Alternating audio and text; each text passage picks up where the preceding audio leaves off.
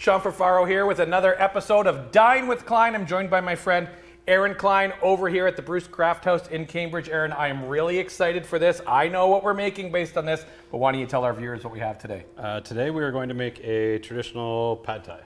So my niece Zoe, this is one of her favorite dishes. So I like to make this one every time I get a chance. It's super quick. Very easy to make, and you can add whatever protein you want to it. So you said traditional pad thai. When you and I were talking before this segment, you called it street style pad thai. Yeah. So what makes this different than what people out there may know as pad thai? If you walk into a restaurant and you find their pad thai nuclear orange, you should probably leave. Yeah. Like that is not a real pad thai. So pad thai sauce consists of 4 things. It is tamarind, lime juice, fish sauce, and sugar. And that is it. There's nothing that should make it a weird orange color at all. Absolutely. And if you want to talk about somebody who knows what authentic pad thai looks like and tastes like, Aaron and his cookbook, Travel, Eat, Repeat, which we've talked about numerous times on these segments. This is really from your world travels. This is from your time in Thailand. This isn't just reading a book or going to the Thai restaurant in Cambridge. This is from being in Thailand. Yeah, absolutely. A couple of variations. So I do... when we do recipes for here, I make it based on kind of availability of ingredients as well. Normally you would add some dried shrimp and a couple other things to this that we've omitted. But as far as the sauce and the mainstays, they're it's pretty straightforward. So. Okay, so let's talk about the ingredients we have here. And I know you want to talk a bit about the noodles at the end, but let's go through what we have for our pad thai today. So in our pad thai, we're going to put bean sprouts, shallots, and scallions. I always add carrot. That's not necessarily a traditional ingredient. You do see it every once in a while. But I enjoy the sweetness of the carrot. And you like it shredded like that? So I like it shredded like toothy, that. Right? Yeah, 100%. Yeah. We're going to do tofu and eggs, so we're doing a vegetarian pad thai today. Feel free to add shrimp, chicken, whatever you feel like. We're going to finish with some cilantro, some lime, and some peanuts. The garlic somehow snuck down there. We're going to move it to here. It goes in with the stir fry.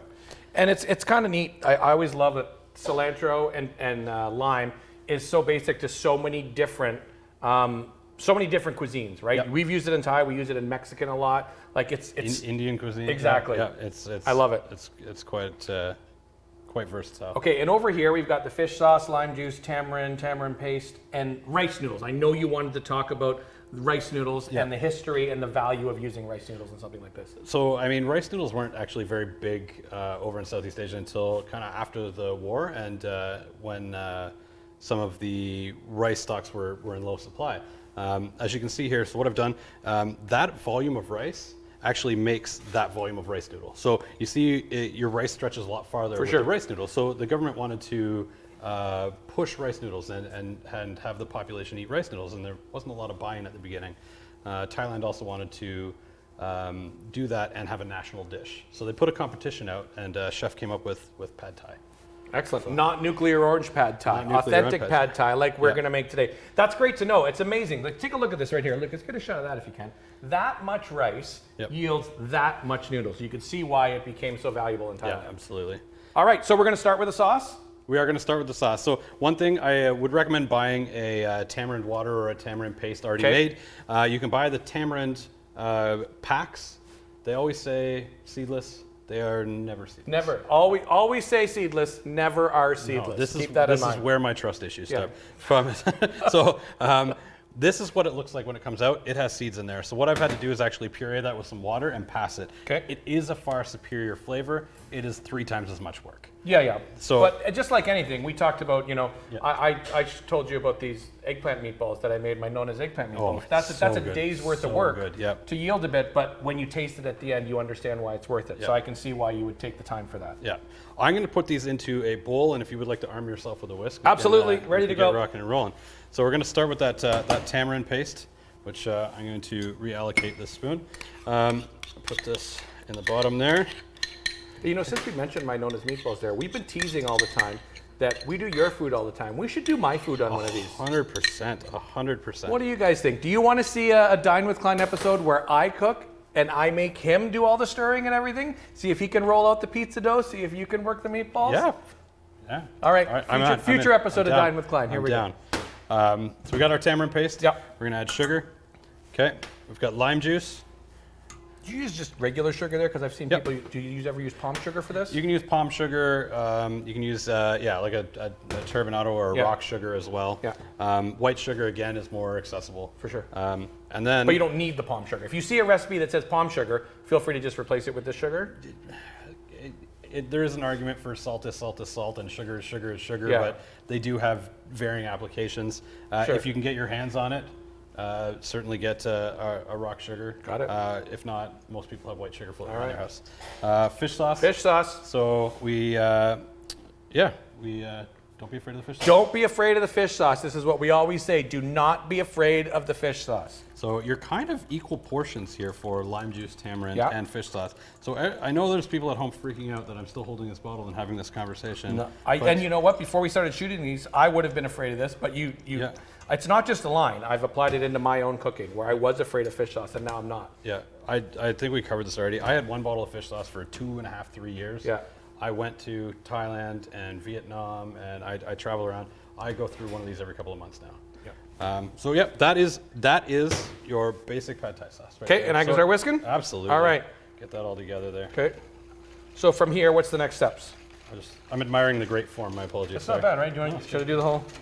Beautiful. Like this is way better than how I do dough. If you saw the Dueling Piadinas episode or the disastrous pizza episode, I mean, It wasn't a disaster. They were perfect. the pizzas were great. They're amazing. Sean with the dough was disastrous.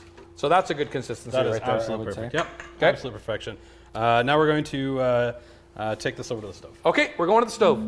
All right, we are ready to wok and roll, or in this case, frying pan and roll. I know, frying pan and roll. Normally I bring my wok in. It's got that beautiful patina on Yeah. it. I was, had a bunch of stuff to do this morning, and c'est la vie. We're I, in a pan, I trust you. I trust the cooking implement that you've chosen. And now we are wokless. But, We are- we're going to wok and roll. Anyway, all right. So we're going to add a little bit of oil. We want to make sure our pan's nice and hot. So if you're using a wok, you're going to get that really almost smoking hot. Yep. Because we want to sear and cook everything really quick. Canola oil again. Canola oil again. Yeah, or a vegetable oil. You want something neutral. You don't want anything too strong, right? Yeah, you don't want to impart any flavor. When you see this in Thailand, they can whip one of these up in about 1.5 minutes for you total from start to So finish. right on the street? Right on the street. They cook it on a big flat top and just they got stacks of noodles and veg and everything. They're just Great. crazy. We're going to start with our shallots, Okay.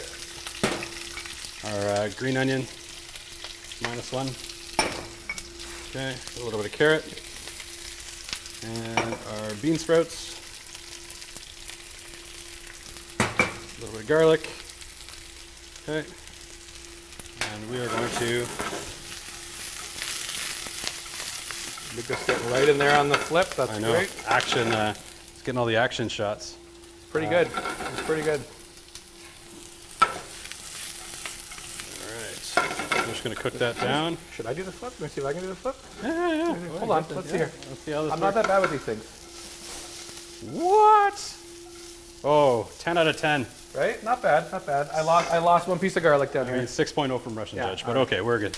All right, so just going to keep frying those up. We still want some texture to those.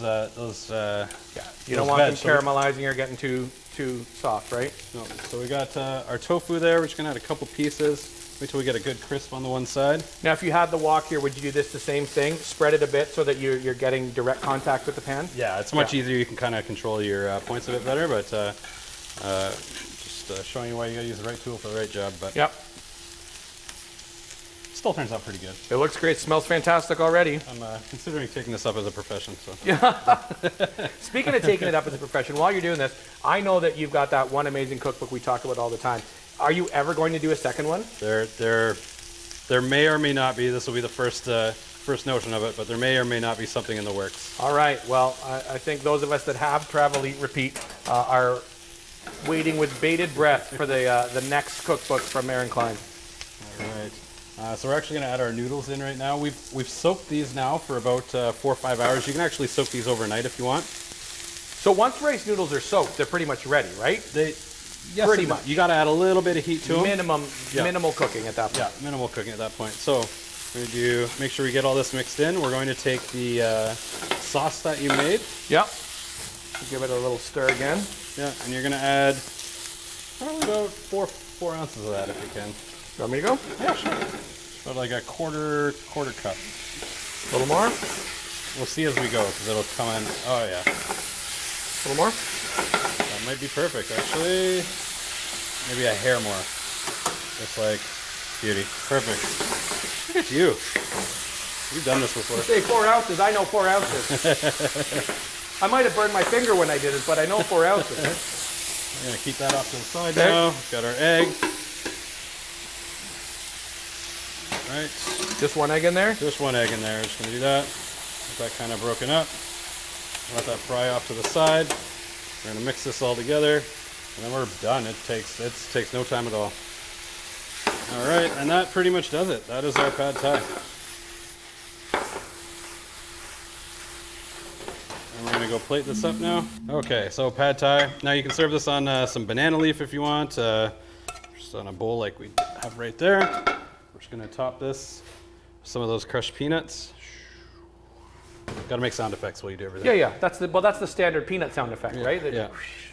And then we got Cilantro sound effect is boo, boo, boo, boo, right? Okay, and then the lime is there. Yeah. There, we'll call it Works that. for me. Anyway, there you go. That's, Street style pad thai, authentic pad thai. This beautiful brown color with the tamarind there. No nuclear orange. Thanks, Aaron. Dine with you. Clyne, pad thai.